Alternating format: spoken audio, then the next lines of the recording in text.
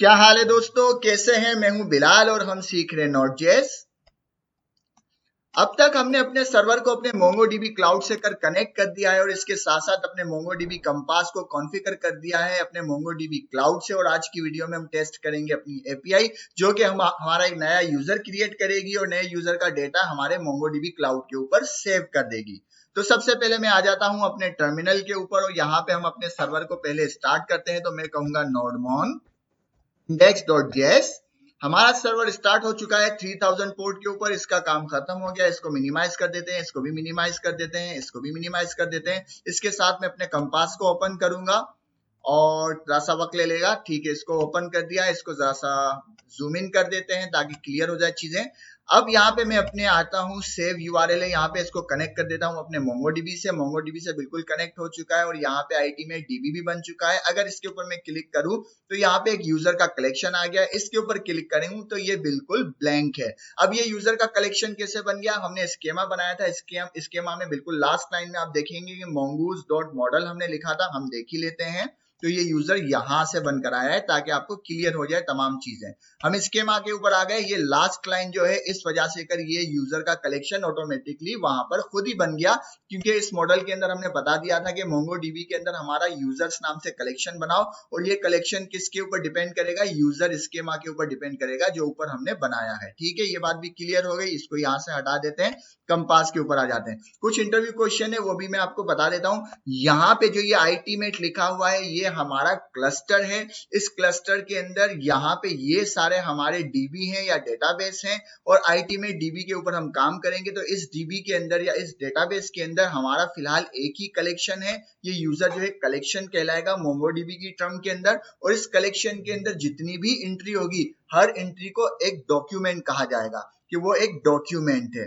Clear हो गई यहाँ तक बात? अभी तक यहाँ पे कोई भी डॉक्यूमेंट नहीं है। अब आ जाते हैं हम दोबारा अपने कोड के ऊपर और अपनी एपीआई को टेस्ट करते हैं। टेस्ट जो है मुख्तलिफ तरीकों से किए जा सकते हैं। पोस्टमैन के ऊपर भी टेस्ट किया जा सकता है और इस तरह के और भी जो सॉफ्टवेयर हैं या टूल हैं उनके ऊपर अपनी एपीआई को टेस्ट किया जा सकता है। मैं आपको रिकमेंड करूंगा थंडर क्लाइंट, जो कि बहुत ही ज्यादा लाइट वेट है। और इसको इंस्टॉल करने का तरीका क्या है? हम आ जाएंगे यहाँ एक्सटेंशन के ऊपर और यहाँ लिखेंगे थंडर। जैसे ही थंडर लिखेंगे यहाँ पे आ जाएगा थंडर क्लाइंट। यहाँ पे ऑलरेडी मेरे पास इंस्टॉल है। आपके पास यहाँ इंस्टॉल का बटन आ जाएगा। जैसे यहाँ पर है, आप सिर्फ उसको क्लिक करेंगे, ये इंस्टॉल हो जाएगा। जैसे ही इंस्टॉल होगा तो ये वाला आइकन यहाँ पे बनकर आ जाएगा। आप इसको क्लिक करेंगे तो ये खुल जाएगा थंडर क्लाइंट। थंडर क्लाइंट के ऊपर हम करेंगे न्यू रिक्वेस्ट। ठीक है, न्यू रिक्वेस्ट आ गई। इसका काम खत्म। इसको हटा देते हैं, इसको भी हटा देते हैं। अब हम थंडर क्लाइंट के ऊपर अपनी एपीआई के ऊपर रिक्वेस्ट भेजेंगे। तो हमारा जो सबसे पहले हम अपने सर्वर के लिंक के ऊपर आते हैं। तो मैं सब चीजों को मिटा देता हूं, सब चीजों को मिटा देता हूं। मैं कहता हूं कि भाई लोकल होस्ट 3000 पे हमारा सर्वर रन हो रहा है। तो मैं इसको भी मिटा देता हूं। पहले सब चीजें समझते हैं।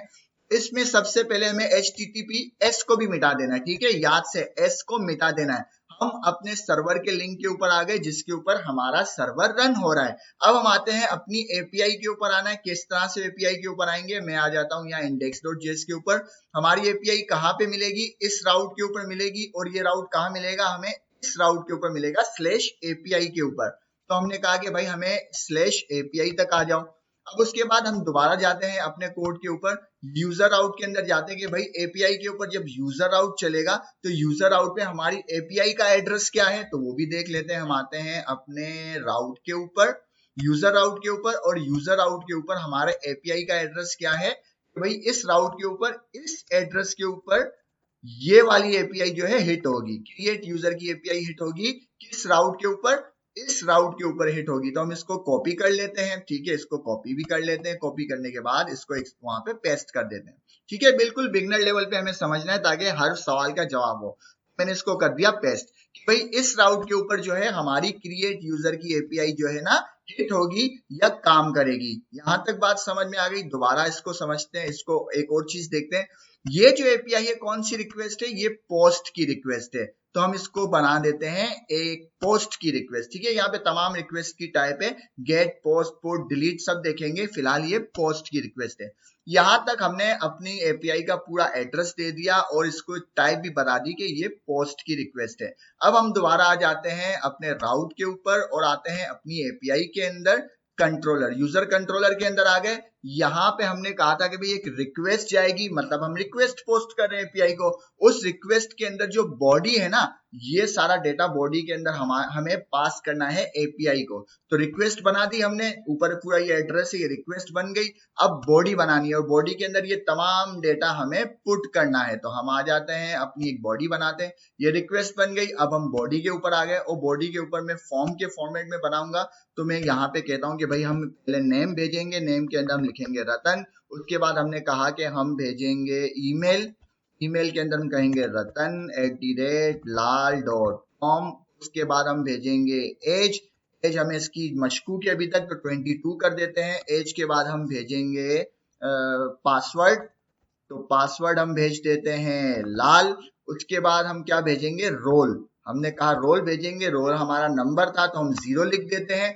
उसके बाद हमने कहा कि हमें एक फाइल भी भेजनी है, ठीक है ना, हमें एक फाइल भी भेजनी है। तो इस पे चेक लगा देते हैं कि भाई एक फाइल भी भेजेंगे।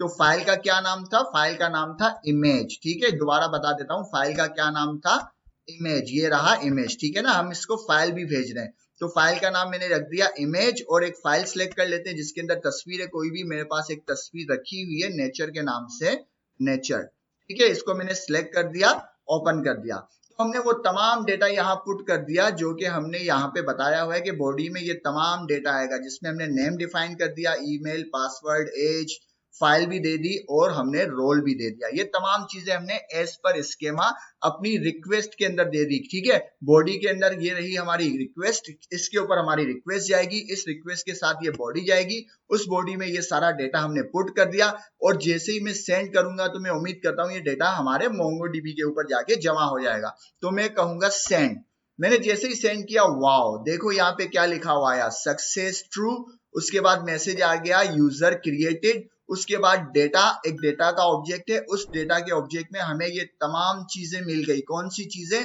जो भी हमने इसको यहाँ पे बताई है कि भाई नाम है रतनलाल, ईमेल है ratanlal@lal.com, पासवर्ड लाल, एज 22, इमेज का नाम आ गया, रोल आ गया, तमाम चीजें। अब ये जो चीज है ना, ये दोनों चीजें, ये क्या है, ये हमें मिली थी। अगर मैं आपको एक बार रिमाइंड कर दूं कि ये चीज कहां से आई, मैं आता हूं स्कीमा के अंदर। ये जो टाइम स्टैम्प हमने दिया था ना, ये गिफ्ट हमें यहां मिला है कि हमें जो एक्स्ट्रा डेटा मिल रहा है, कौन सा एक्स्ट्रा डेटा मिल रहा है, ये इसकी बदौलत मिल रहा है। ये जो इसकी बदौलत मिल रहा है यहाँ पे स्कीमा में, अगर मैं इसको हटा देता, ये इसको मैं अगर कमेंट कर दूं या हटा दूं, तो हमें जो है ना ये जो गिफ्ट मिल रहा है ना कि भाई ये एंट्री किस वक्त क्रिएट हुई और ये अपडेट कब हुई, ये दोनों चीजें हमें गिफ्ट मिल रही है टाइम स्टैम्प की वजह से, ठीक है ना। जो मैंने आपको बताया था कि हम आगे इसको एक्सप्लेन करेंगे, तो मैंने आपको यहाँ पे एक्सप्लेन कर लिया कि ये डेटा हमें गिफ्ट में मिल रहा है टाइम स्टैम्प की वजह से। अब यहाँ पे हमने डेटा भेज दिया, हमें सुकून मिल गया कि भाई ये चीजें आ गई है। अगर हम एपीआई के अंदर आए, ये चीजें चेक करें कि हमने वाकई यही चीजें दी थी, मैं एपीआई के अंदर आ गया तो हमने इसको यहाँ पे बता दिया था कि जब भी एल्स चलेगा तो हमारा क्या काम करेंगे आप, ये न्यू यूजर है, इसको आप सेव कर देंगे हमारे मोंगोडीबी में। सेव करने के बाद एक रिक्वेस्ट आप भेजेंगे जिसमें स्टेटस होगा 200 का, और उसके साथ साथ एक ऑब्जेक्ट सेंड कर देंगे। क्या ऑब्जेक्ट होगा, सक्सेस ट्रू होगा, मैसेज होगा यूजर क्रिएटेड, और इसके साथ साथ डेटा के अंदर न्यू यूजर का डेटा भी रख देंगे। तो यहाँ पे यही तो सारे काम हो रहे हैं, सक्सेस ट्रू हो गया, क्रिएटेड आ गया, यूजर क्रिएटेड आ गया, और इसके साथ साथ न्यू डेटा का ऑब्जेक्ट भी आ गया, और इसके साथ साथ यहाँ पे स्टेटस आ गया 200 का। वो तमाम के तमाम जो रिस्पॉन्स हमें मिल रहा है ये हमारा ही बनाया हुआ है, कोई और हमें नहीं दे रहा। किस तरह से कि भाई हमने जब भी रिक्वेस्ट भेजी इस एपीआई के ऊपर, तो हमें अगर वो एपीआई कामयाब है, वो एपीआई ने डेटा सेव कर लिया, तो हमें ये रिस्पॉन्स मिल जाएगा। अब इस डेटा को चेक करते हैं कि इस कलेक्शन, इस यूजर कलेक्शन के अंदर कोई डॉक्यूमेंट आया। मैं इसको जरा सा रिफ्रेश कर देता हूँ, व्यू के अंदर जाएंगे, रीलोड डेटा करेंगे, वाओ ये डेटा हमको यहाँ पर मिल गया। वही डेटा है, वही तमाम चीजें हैं जो हमने उसको भेजी थी, और वो हमारे मोंगोडीबी के अंदर आ गई, और इसको कहेंगे डॉक्यूमेंट। ये क्लस्टर है, ये डीबी है, डेटाबेस है, इस डेटाबेस में कलेक्शन है, इस कलेक्शन के अंदर जो भी डेटा है, जो भी एंट्री है, या जितनी भी एंट्री है, उसको हम कहेंगे डॉक्यूमेंट। ये इंटरव्यू क्वेश्चन होते हैं, ठीक है, बहुत ज्यादा जबरदस्त हो गया। अब हम टेस्ट करते हैं। हमने कहा कि अगर हम सेम ईमेल से अगर दोबारा डेटा भेजेंगे तो वो पहले चेक करेगा। अभी मैं दोबारा भेज के बताता हूं, मैंने दोबारा सेंड किया, ठीक है, मैं इसको दोबारा सेंड करता हूं। मैंने जैसे ही सेंड किया ये कह रहा है कि भाई ये यूजर ऑलरेडी जो है एग्जिस्ट करता है आपके डीबी में, हम आपके डीबी में अब इसको है ना दोबारा से कर सेव नहीं कर सकते। क्यों नहीं कर सकते? क्योंकि वो ईमेल जाके चेक करेगा। अगर मैं इसको दोबारा से जो है रिफ्रेश करूं, देखते हैं यहाँ पे एंट्री हुई है, मैं इसको रिलोड करता हूं। देखिए यहाँ पे कोई भी एंट्री नहीं हुई। क्यों एंट्री नहीं हुई? क्योंकि हमने अपनी एपीआई के अंदर बताया है कि भाई जब भी रिक्वेस्ट आएगी आप पहले चेक करोगे बाय ईमेल। अगर वो ईमेल हमारे डीबी के कलेक्शन के डॉक्यूमेंट के अंदर उसे मिल जाएगी तो हम उसको ये वाला इफ चला देंगे कि भाई ये जो डेटा है, ये जो यूजर है ऑलरेडी एग्जिस्ट करता है, बाय ईमेल उसको मैच कर रहे हैं। अगर वो ईमेल है, अगर मैं यहाँ पे ईमेल को चेंज कर दूं, बाकी सारा डेटा रहने दूं, इस ईमेल को हम चेंज कर दें, लाल की जगह लिख लेते हैं लाला, लाला कर देते हैं। अब इसको मैं अगर सेंड करूं तो ये डेटा दोबारा से चला जाएगा, क्योंकि अब ईमेल में चेंज आ गया। बाय ईमेल हम कंफर्म कर रहे थे ना, तो ये इस तरह से कर वर्क कर रहा है। कितना जबरदस्त तरीके से हो रहा है।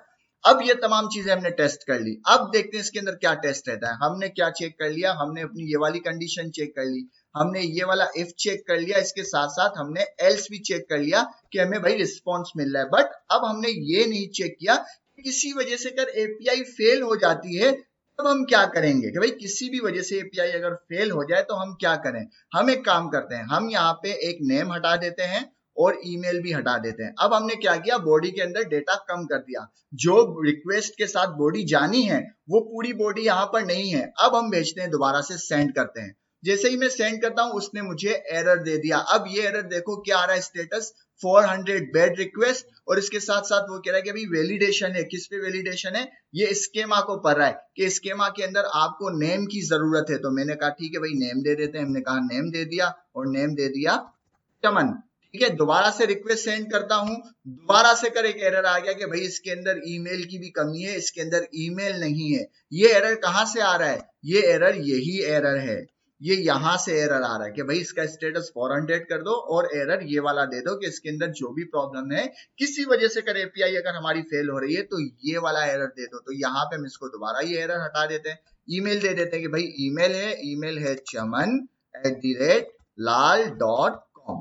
ठीक है, अब तमाम चीजें सही है, इसको 22 की जगह 42 कर देते हैं। ठीक है, अब बाकी सारी चीजें सेम ही है। इसको मैं दोबारा से सेंड करता हूं, अब मुझे कोई एरर नहीं आया और चमन लाल का डेटा भी हमारे डीबी में चला गया। अगर मैं कंपास के ऊपर आ जाऊं, इसको रीलोड करते हैं दोबारा से, रीलोड डेटा, तो देखो हमारे पास 3 एंट्री आ गई। चमन लाल की भी आ गई, एक रतन लाल लाला वाला ईमेल से भी आ गया, हमने ईमेल को वेरीफाई किया और इसके साथ साथ ये रतन भी आ गया। 3 एंट्री आ गई। ये हम कंपास पे देख रहे हैं और तमाम एपीआई हमने हर तरीके से टेस्ट भी कर ली। ना ही हमारी एपीआई क्रैश कर रही है और ना ही हमारा जो है सर्वर क्रैश कर रहा है, बल्कि हम एरर को हैंडल भी कर रहे हैं कि भाई एरर आ क्या रहा है। एज पर अवर स्कीमा हमें तमाम फील्ड देना जरूरी है। कोई एक फील्ड भी आप मिस करोगे तो हमने ऐसी वैलिडेशन लगाई है स्कीमा की वजह से और ट्राई कैच के अंदर कि वो हमें खुद बता देता है कि भाई इस चीज की कमी है। यहां तक भी बात क्लियर हो गई। अब ये तमाम चीजें हम चेक करेंगे कि क्या वाकई में हमारे मोंगोडीबी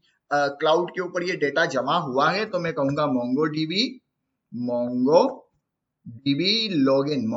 लॉगिन, ये इसके ऊपर आ जाते हैं और इसको लॉगिन करते हैं और ये तमाम चीजें चेक करते हैं जो भी हमने देखी।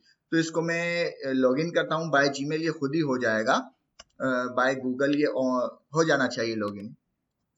ठीक है भाई, ये लॉगिन हो चुका है। लॉगिन होने के बाद मैं आ जाता हूं अपने डेटाबेस के अंदर। डेटाबेस के अंदर आने के बाद इसको चेक करते हैं अपनी तमाम चीजों को।